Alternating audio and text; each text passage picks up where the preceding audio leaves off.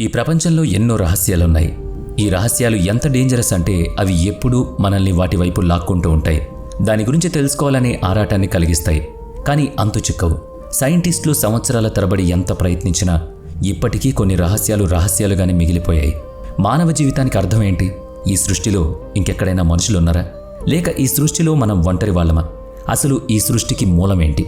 మనకు కలలు ఎలా వస్తాయి? ప్రతి ఒక్కరి తలరాత ముందే లెక్కించబడి ఉంటుందా? మనం నిజంగా ఉన్నామా లేక ఏదైనా సినిమా నడిచినట్లు ముందే ఇక్కడ అంతా నిర్ణయించబడి ఉంటుందా? అసలు ఆత్మ అంటే ఏంటి? ఇలాంటి ఎన్నెన్నో ప్రశ్నలు మనల్ని ఆలోచనలో పడేస్తూ ఉంటాయి. అయితే ఈరోజు అలాంటి కొన్ని ప్రశ్నలు వైజ్ఞానికుల పాయింట్ ఆఫ్ వ్యూలో చూద్దాం. డస్ గాడ్ ఎగ్జిస్ట్ అనేది మాట్లాడుకుందాం. దేవుడికి ఎన్నో పేర్లు ఉంటాయి. ఈ సృష్టి నిర్మాణం దేవుడే చేశాడని ప్రతి మనుషులు అనుకుంటారు. కానీ వైజ్ఞానికులు మాత్రం అలా కాదు. కొంతమంది వైజ్ఞానికులు దేవుణ్ణి నమ్ముతారు, మరికొందరు నమ్మరు.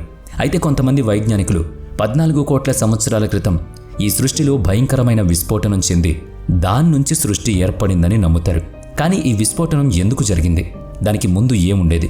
ఈ ప్రశ్నకు మాత్రం జవాబు లేనేలేదు. ఇక ఈ భూమి సూర్యుడి నుంచి పర్ఫెక్ట్ డిస్టెన్స్లో ఎందుకు తిరుగుతుంది? వాతావరణ పరిస్థితులు, చంద్రుడు, ఋతువులు రావడం పోవడం, అలాగే రాత్రి పగలు జరగడం, నరసంచారం, ప్రతి జీవిలోని మేల్ ఫీమేల్ ఉండడం, ఇవన్నీ కూడా ఎందుకు జరుగుతున్నాయి? అయితే ఈ సృష్టిలో దేవుడు ఉనికి ఉందా లేదా? ఇలాంటి ఎన్నో ఈ వీడియోలో చూడబోతున్నాం. ఈ విశ్వంలో సూర్యుడు, చంద్రుడు, గ్రహాలు, ఎన్నో నక్షత్రాలు, మిల్కీ బేస్, ఇలాంటివెన్నో కూడా మనం వింటూ ఉన్నాం, చూస్తూ ఉన్నాం. కానీ ఉంటే ఎలా ఉంటాయి? మనకంటే అడ్వాన్స్డ్గా ఏదైనా నాగరికత ఉందా? ఉంటే ఎలా ఉంటుంది? మనకంటే అడ్వాన్స్డ్గా ఎవరైనా జీవిస్తారా? జీవిస్తే ఎలా జీవిస్తారు? నీళ్లల్లో జలచరాలు లేకపోతే మనం కూడా నీళ్లల్లో జీవించడం సాధ్యం కాదని అనుకుంటాం. కానీ ఇప్పుడు నీళ్లల్లో, ముఖ్యంగా సముద్రంలో లోతైన ప్రదేశాల్లో కూడా జీవం ఉంది. అదేవిధంగా వేరే గ్రహంలోనూ జీవం ఉండొచ్చు కదా. భూమిలో మానవ జీవనానికి అవసరమైన పరిస్థితులు ఉన్నట్లే ఇక్కడ కూడా మనుగడకు కావాల్సిన పరిస్థితులు ఉండుండొచ్చు కదా. అయితే ఈ విషయం ఇప్పటి వరకు మనం తెలుసుకోలేకపోయాం, ఎక్స్ప్లెయిన్ చేయలేకపోయాం, దీనికి ఒక థియరీ క్రియేట్ చేయలేకపోయాం. దీనివల్ల ఈ సృష్టిలో మనం ఒంటరిగా లేము అని అర్థమవుతుంది. అయితే ఈ విశ్వం దేంతో తయారు చేయబడింది? మన చుట్టూ ఉన్న పరిసరాలు గమనిస్తే ఇదంతా ఒక ఆటలాగా అనిపిస్తుంది మనకి. మనం కాకుండా మిగిలిన 95% దేంతో తయారైందో ఆలోచిస్తూ ఉండిపోయారు. అందుకే ఈ వీడియో వాళ్ళందరి కోసం. ఇది కంటికి కనిపించకుండా విశ్వంలో ఉండే పెద్ద పిండాల్ని ఒకదానితో ఒకటి కలిపుంచుతుంది. రెండవది మనుషులకి కానీ, మనుషులు తయారు చేసినటువంటి అడ్వాన్స్డ్ మిషనరీకి కానీ కనపడని డార్క్ ఎనర్జీ. కానీ దీని ద్వారా చేసే పనులు మాత్రం చూడగలం. డార్క్ ఎనర్జీ, డార్క్ మ్యాటర్ రెండూ కనిపించవు. అలాగే ఎలక్ట్రోమాగ్నెటిక్ రేడియేషన్తో డిటెక్ట్ చేయబడవు. వీటి గురించి తెలుసుకోవడం సైన్స్కి ఆల్మోస్ట్ సాధ్యం కాదు. ఇక్కడ ప్రతి ఒక్కరూ చైతన్యవంతులమే. మన ఉనికిని గురించి ప్రశ్నించగలం, మన చుట్టూ ఉన్న వాతావరణాన్ని అంచనా వేయగలం, ఒకరితో ఒకరు ఆలోచనల్ని పంచుకోగలం. అందువల్ల మనం మనుషులం మిగిలిన జీవజాలం కంటే ప్రత్యేకం కదా. ఈ విషయం గురించి తెలుసుకోవాలని ఉత్సాహం ఉన్న వాళ్ళకి బ్లాక్ హోల్లో ఏముందో తెలుసుకోవాలనుకుంటారు. బ్లాక్ హోల్ అనేది ఒక సంక్లిష్ట విశ్వ నిర్మాణం.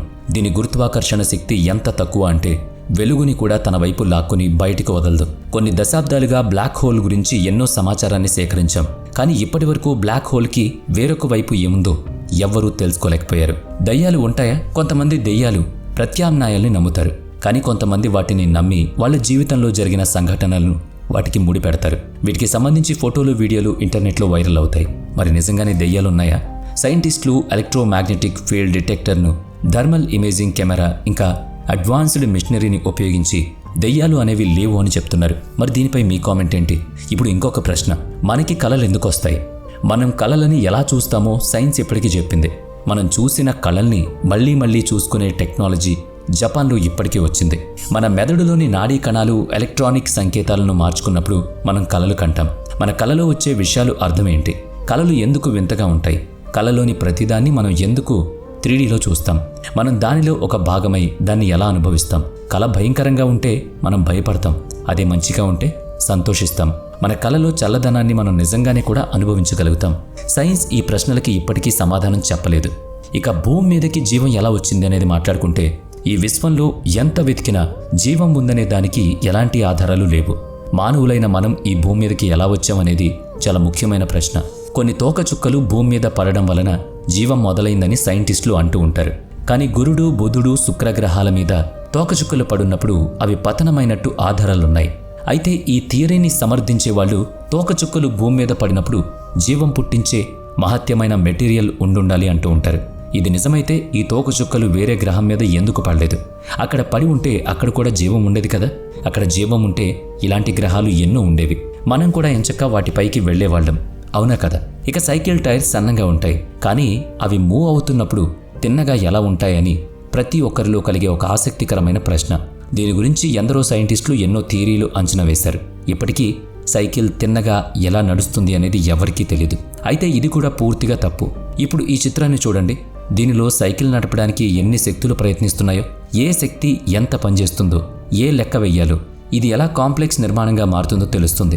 సైకిల్ నిలబడితే పడిపోతుంది, కానీ తొక్కుతున్నప్పుడు పడిపోదు. మరి ఈ థియరీ మీకేమన్నా తెలుసా? కామెంట్ చేయండి.